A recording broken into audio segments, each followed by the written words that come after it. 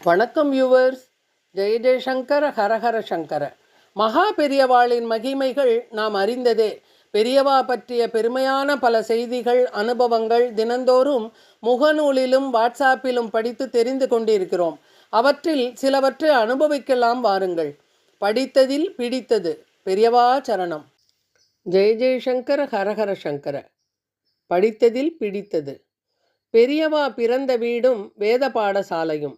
தஞ்சாவூர் மாவட்டம் திருவையாறிலிருந்து கும்பகோணம் செல்லும் வழியில் சுமார் 5 கிலோமீட்டர் தொலைவில் உள்ளது ஈச்சங்குடி கிராமம். காவிரியின் வடகரையில் அமைந்துள்ள இந்த ஊருக்கு மிகப்பெரிய பெருமை உண்டு. நடமாடும் தெய்வமாய் திகழ்ந்த காஞ்சி மகானை ஈண்டெடுத்த தாயார் பிறந்த புண்ணிய பூமி இது. ஈச்சங்குடி நாகேஸ்வர சாஸ்திரியின் மகள் மகாலட்சுமி. வேதங்கள் அனைத்தையும் கற்றறிந்த 18 வயதான சுப்பிரமணியத்துக்கும் 7 வயது மகாலட்சுமிக்கும் திருமணம் இனிதே நடந்தேறியது. இவர்களின் இரண்டாவது புதல்வனுக்கு சுவாமிமலை ஸ்ரீ சுவாமிநாத சுவாமியை மனதுள் நினைத்து சுவாமிநாதன் என நாமகரணம் சூட்டி மகிழ்ந்தனர் பெற்றோர். அப்பனுக்கு பாடம் சொன்ன சுவாமிநாத சுவாமியைப் போல் தன் மகன் இந்த உலகுக்கே ஞான உபதேசம் செய்யப் போகிறான் என அவர்கள் அப்பொழுது அறியவில்லை.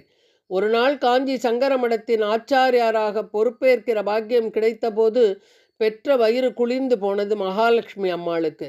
ஸ்ரீ காஞ்சி சந்திரசேகரேந்திர சரஸ்வதி சுவாமிகள் எனும் திருநாமம் பெற்றார்.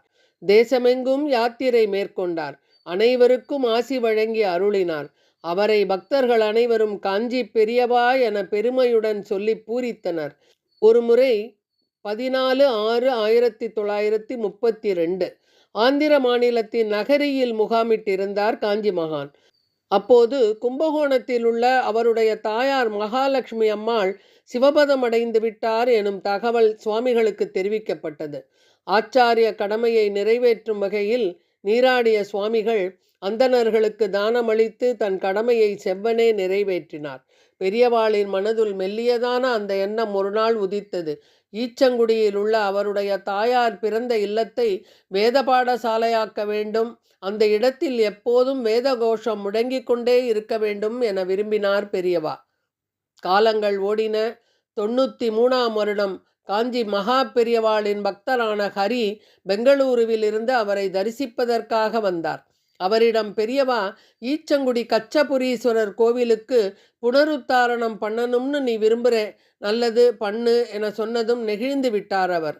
அந்த கோவில் குறித்தும் ஸ்ரீ கச்சபுரீஸ்வரர் குறித்தும் ஸ்ரீ காருண்யவல்லியின் அளப்பரிய கருணை குறித்தும் விரிவாக எடுத்துரைத்த பெரியவா சிறு வயதில் அந்த கோயிலுக்கு சென்றதையும் அங்கே அமர்ந்து வேதங்கள் கற்றதையும் விவரித்தார்.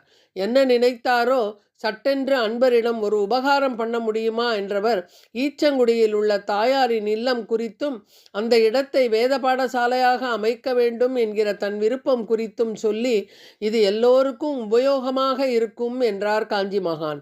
உடனே ஹரி, இது என் பாக்கியம் என்று சொல்லி ஆனந்தத்தில் அழுதே விட்டார். எத்தனையோ கோவில்களை புனரமைத்தவர் மகா பெரியவர். பூமிக்குள் மறைந்து கிடந்த கோயில்களை கூட அடையாளம் காட்டி அந்த கோயிலை வழிபாட்டு ஸ்தலமாக மாற்றி அருளிய மகான்.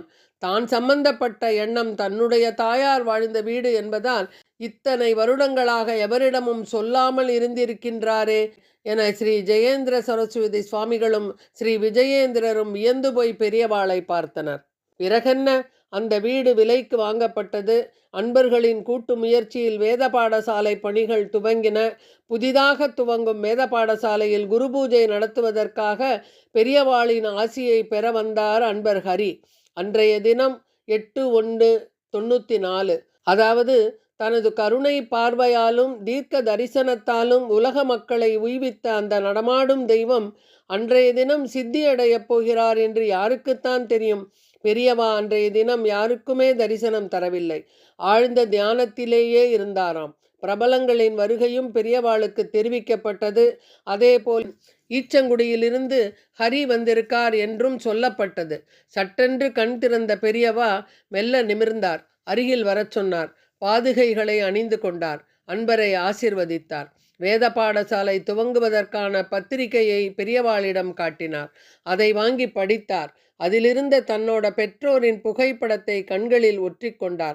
பிறகு தன்னுடைய பாதுகைகளை அன்பரிடம் தந்தார். இந்த பாதுகைகளை எடுத்துண்டு போ, ஈச்சங்குடி வேத பாடசாலையில் வை, நன்னா நடக்கும் என சொல்லாமல் சொல்லி ஆசி வழங்கினார். ஈச்சங்குடி வேத பாடசாலை அவரின் பேரருளால் இன்றைக்கும் இயங்கி வருகிறது. ஸ்ரீ ஜெயேந்திரரின் முயற்சியால் வேத பாடசாலையில் புனரமைப்பு பணிகள் நடைபெற்றது. கீழ்த்தளத்தில் வேத பாடசாலை, மேல்தளத்தில் பள்ளிக்கூடம். பெரியவாளின் தாயாரால் வணங்கப்பட்டு பெரியவாளின் முயற்சியால் புனருத்தாரணம் செய்யப்பட்ட ஸ்ரீ கச்சபுரீஸ்வரர் கோவில் அழகுற திகழ்கிறது. இவரை வணங்கினால் நிலம் மற்றும் வாஸ்து பிரச்சனைகள் யாவும் நீங்கி வீடு மனையுடன் குறையின்றி வாழ்வர் என்பது ஐதீகம்.